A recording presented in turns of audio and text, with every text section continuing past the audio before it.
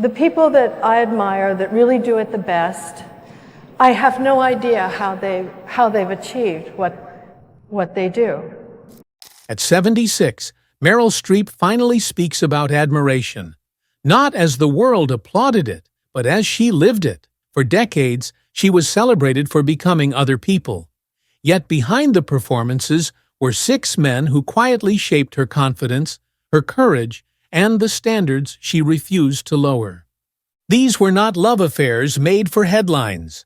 They were private connections, formed in rehearsal rooms, on silent sets, and in moments when the cameras had already stopped rolling.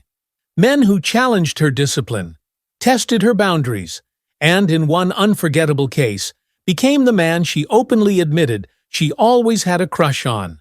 Before legacy became history, Meryl carried these names with her. Each one a lesson, not a regret. Watch until the very end, because in number 3, you'll discover the man she never stopped admiring, and why that feeling mattered more than romance. This isn't a story about fame. It's about what endures after it fades. Number 1. Robert De Niro. Meryl Streep has often said that admiration doesn't always arrive loudly. Sometimes it enters a room quietly, sits across from you, and demands your full attention without ever asking for it. That was Robert De Niro. Their connection took shape in the late 1970s, during the making of The Deer Hunter, 1978, a film soaked in grief, masculinity, and unspoken trauma.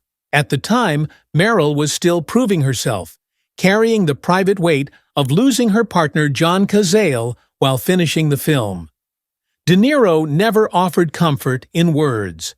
He offered it in presence. In later interviews, Meryl reflected that Robert didn't perform emotion. He lived inside it. Watching him work, she learned that restraint could be more devastating than display.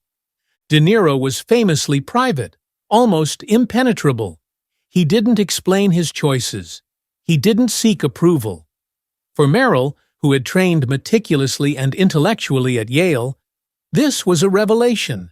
She once remarked in conversation that De Niro taught her the courage to trust silence, to let stillness speak when dialogue failed.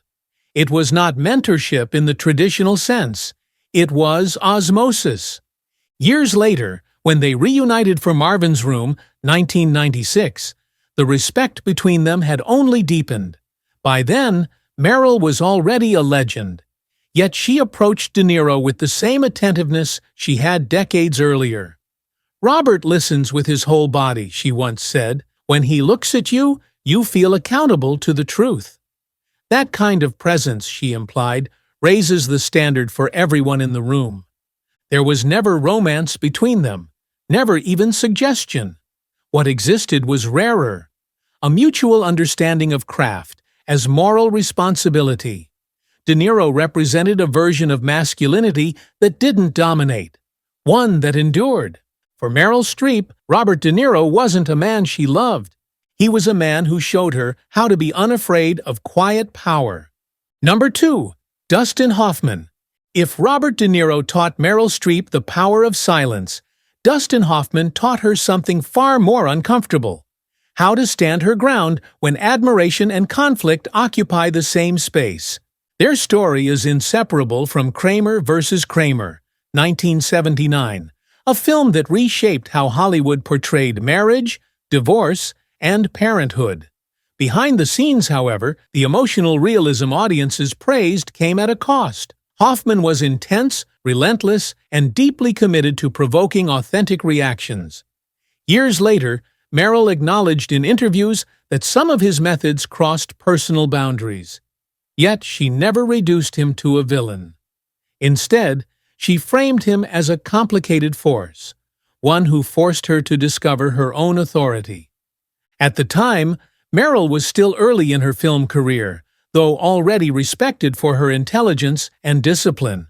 Hoffman, older and battle-hardened, tested her resolve constantly. In her reflections, she noted that working with him clarified something essential. "I learned I didn't need permission to protect myself."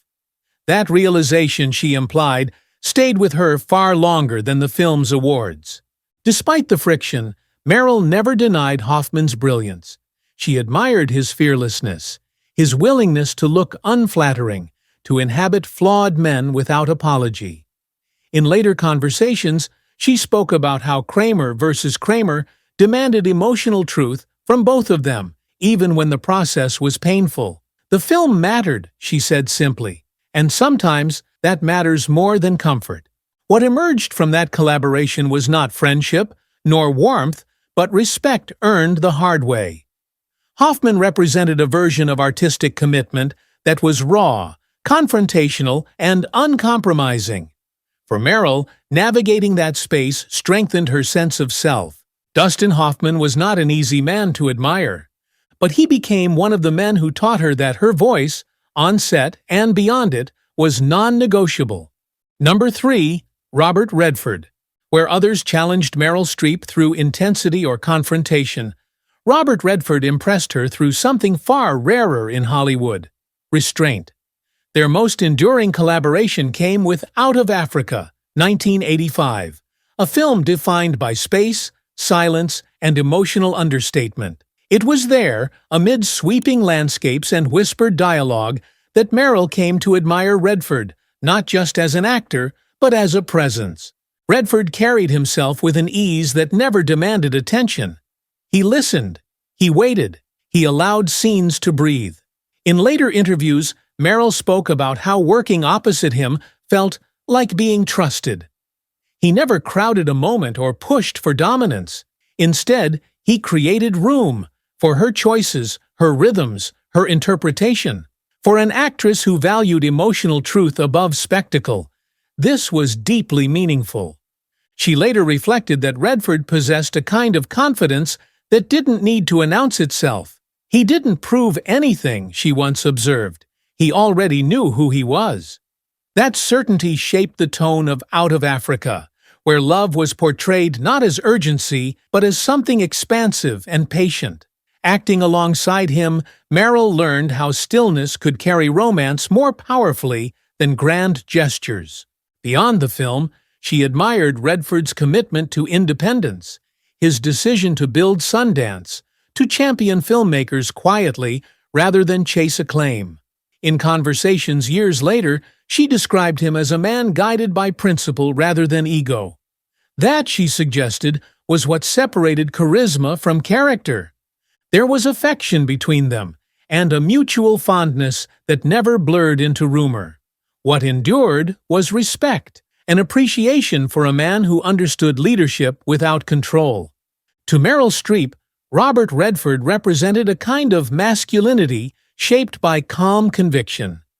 He showed her that sometimes the strongest influence is the one that never raises its voice. Number 4. Mike Nichols. If acting taught Meryl Streep how to listen, Mike Nichols taught her how to think. Their collaboration began in the early 1980s, most notably with Silkwood, 1983, a film that demanded not performance, but moral clarity. Nichols wasn't interested in surface emotion. He wanted intention. He wanted truth that could withstand silence. Meryl later spoke about Nichols as someone who never dictated answers. Instead, he asked questions, quiet, precise ones that lingered long after rehearsal ended. "What are you protecting?" he would ask. Or, "What do you lose if you say this out loud?" For an actress known for preparation and emotional intelligence, those questions opened deeper corridors. Acting under Nichols felt less like being directed, and more like being invited into a shared inquiry. Nichols admired Meryl's discipline, but he also challenged it. He urged her to loosen her grip on perfection and trust instinct. In interviews, she recalled that he had an uncanny ability to spot falseness, not just in performance, but in intention. "He could feel when you were hiding," she once said, "and he wouldn't let you." That kind of honesty, she admitted, was terrifying and transformative. Beyond the work, Meryl admired Nichols's humanity. He understood power but never abused it. He knew comedy and tragedy lived side by side, often in the same sentence. Their conversations drifted easily, from politics to literature to the strange responsibilities of influence. She later wrote that Nichols made her feel intellectually awake, not managed. There was never romance, never suggestion. What bound them was respect forged through rigor. Nichols represented a rare kind of authority, one that expanded others rather than diminished them. For Meryl Streep, Mike Nichols was not just a director she admired. He was a reminder that the best leaders don't give answers. They sharpen the questions that last a lifetime. Number 5. Alan J. Pakula.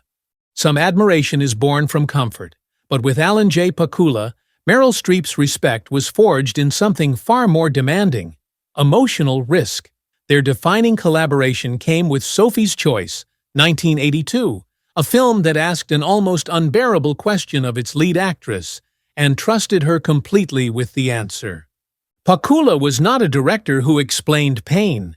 He believed in creating the conditions where it could surface on its own. Meryl later reflected that he never tried to protect her from the role's darkness. Instead, he protected the truth of it. "He trusted me with something fragile," she implied in interviews, "and that trust changed how I understood my responsibility as an actress." During filming, Pakula gave her space, sometimes unsettling amounts of it. He didn't interrupt emotional moments. He didn't soften the moral weight of the story. For Meryl, who carried the character of Sophie long after each day ended, this approach was exhausting and sacred. She once said that Pakula understood silence not as absence, but as respect. When he said nothing, it meant he believed. What she admired most was his refusal to sensationalize suffering. Pakula treated trauma as something to be witnessed, not exploited. In later conversations, Meryl described him as a man who understood restraint, not just stylistically, but ethically. "He knew when to stop," she said, "and that matters." The performance earned her an Academy Award, but Meryl has always been clear: the achievement was shared. Pakula didn't shape Sophie for her. He trusted Meryl to find Sophie herself. Alan J. Pakula was not a man who comforted her through the role. He was the man who believed she could carry it, and that belief stayed with her forever. Number 6. Robert Benton. Long before Meryl Streep became synonymous with mastery, Robert Benton saw something quieter, and perhaps more important. He saw her before the mythology formed, before the inevitability of greatness. Their collaboration on Kramer vs. Kramer, 1979, which Benton both co-wrote and directed, arrived at a fragile moment in Meryl's life and career, when grief and ambition existed side by side. Benton was not drawn to theatricality. He believed in understatement, in the emotional weight of ordinary moments. Meryl later spoke about how his direction allowed her to strip away performance and simply exist within a scene. "Bob trusted the small things," she once reflected: a look, a pause, a thought left unfinished. For an actress capable of grand transformation, this restraint was grounding. What she admired most was Benton's sensitivity to story, to actors, to emotional truth. He did not push her to dramatize Joanna Kramer's pain. He allowed it to emerge naturally, without judgment. In interviews years later, Meryl acknowledged that Benton's approach gave her confidence early on, that she didn't need to prove anything through excess. The power, she learned, was already there. Benton also respected boundaries. At a time when Hollywood often confused intensity with entitlement, his calm presence stood apart. He listened. He adjusted. He understood that trust was the foundation of truthful storytelling. Meryl has often noted that Kramer vs. Kramer worked because it treated its characters with dignity even when they failed one another. Robert Benton did not shape Meryl Streep's legend. He reminded her, at the very beginning, that authenticity would always outlast acclaim.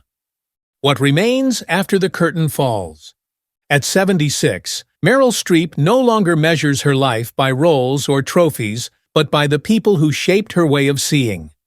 The men she admired: Robert De Niro, Dustin Hoffman, Robert Redford, Mike Nichols, Alan J. Pakula, and Robert Benton, were not chapters of romance, but markers of growth.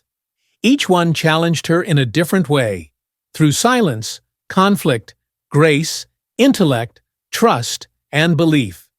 Together, they formed the invisible architecture of a legacy built on truth rather than ego. Her story reminds us that admiration, at its deepest, is not about possession or permanence. It is about what we carry forward, what stays with us long after the work is done. Now we ask you, who in your life shaped who you became, without ever asking for credit? Share your thoughts in the comments. And if you value quiet, honest Hollywood stories like this, subscribe to Legendary Archives, where legacies are remembered, not sensationalized.